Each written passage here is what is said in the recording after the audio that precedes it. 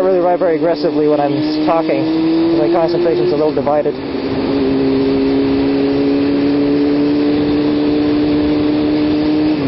So they line you up, you have to duck walk your bike across the parking lot. Then you duck walk it in a little U-turn.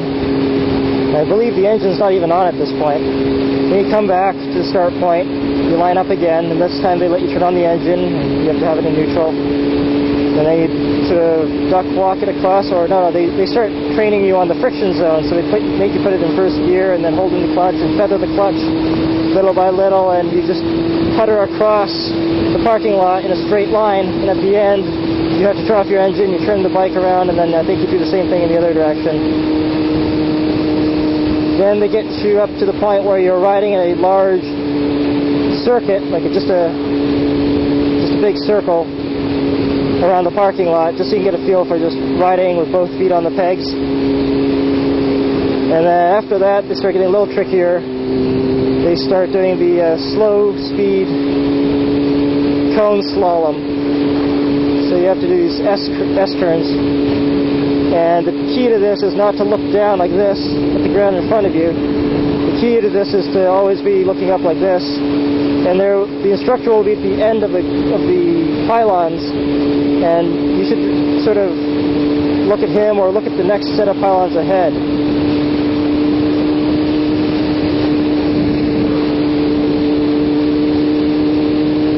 That way you won't miss your next turn, you know.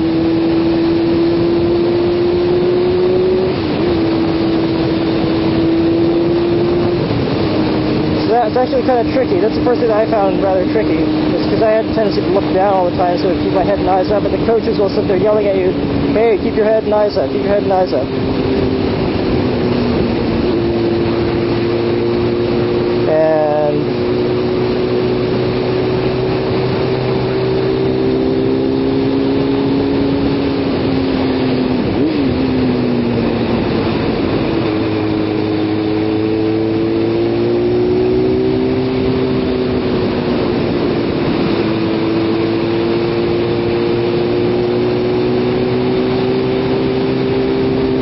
And I have to stop talking every time I take a turn.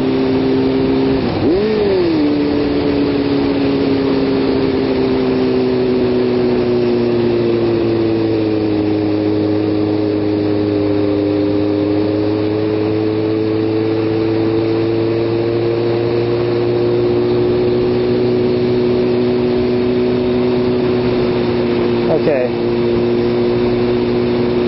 So the slow cone slalom is the first, probably slightly difficult thing you'll do. And then my mind kind of blanks out, and I don't really remember what happened after that.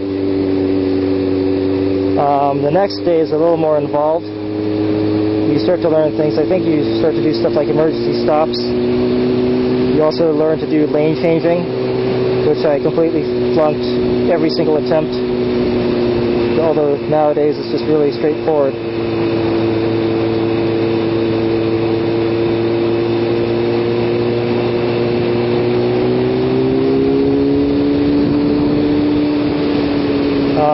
They also make you ride your bike over a 2x4. So you ride up to it, you add on a little gas as you arrive at the 2x4, and then you sort of roll off and coast over it. And lift your bum off the seat as you go over. They also do the random swerve, where the instructor points left or right at the last minute, and you have to swerve around some cones.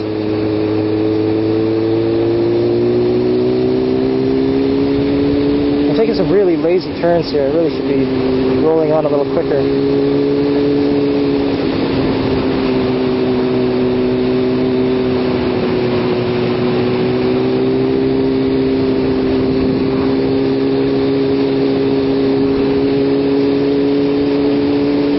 After that, second day is also where you finally do the dreaded box. And the box is like the double U-turn. You go into this fairly confined looking box, and you have to do 2 U-turns inside of it, like a figure 8. And this is actually pretty tricky. It's even actually harder on a sport bike. And the key to this, I only learned this after the class. I got this DVD called Ride Like a Pro 4. It's by a Florida motorcycle cop named Jerry Palladino. And I watched the video after I'd taken the course and passed it because I couldn't figure out why I was so jerky on the throttle when I was doing slow speed maneuvering. And basically the video, and I highly recommend it, because you also get to see the Florida motorcycle cop rider examination, which is pretty impressive. These guys are throwing these Harley Davidson cop bikes around like they're toys, basically.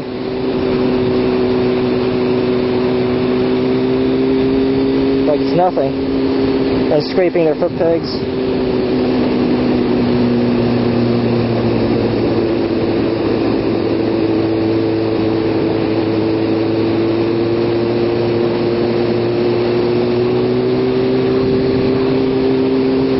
Anyway, the key points for slow speed maneuvering from the video are proper use of the head and eyes, which means look where you want to go before you even go there. So if you say you're going to make a left or right turn 90 degrees from a stop, the first thing you do is you snap your head 90 degrees in the direction you want to turn, and then basically start out at that point, already looking for where you're going to go. And the second thing, and also keeping your head and eyes just up, not looking down at the ground in front of you. That's the other portion of keep proper use of the head and eyes. The second thing is proper use of the friction zone, being able to feather the clutch properly. That helps smooth things out. And finally, this is the key thing that I actually found very illuminating, if you will. The use of the rear brake, dragging the rear brake at slow speed. You just have to lightly touch it, lightly drag it, and it will really help you be more precise on the throttle.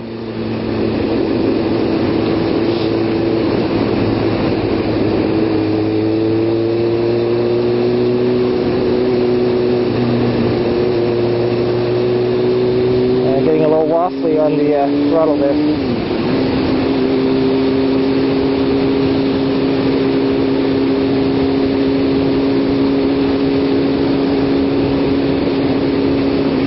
So those are the key thing for me was learning that I should drag my rear brake at slow speeds, like when I'm doing U-turns.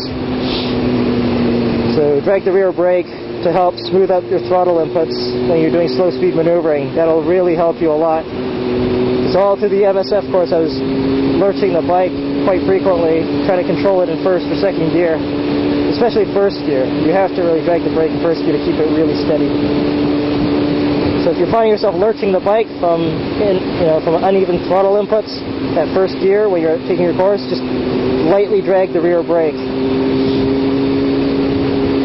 So after you've done all these, they train you on all these things. One of the things I found was they just never gave us enough time to practice. So I never quite got comfortable with the whole thing. But anyway, so after you've done all that, you have to take your riding examination. There are two ways to fail the exam. One is to get 20 demerits, 20 points, or the other way is to drop the bike. And I wasn't too concerned about getting too many points, but I was worried about just dropping the bike because slow speed maneuvers are really a fairly common situation in which you drop your bike. As I said, I dropped my Ninja 250 in the first week 3 times just practicing my U-turns in a parking lot.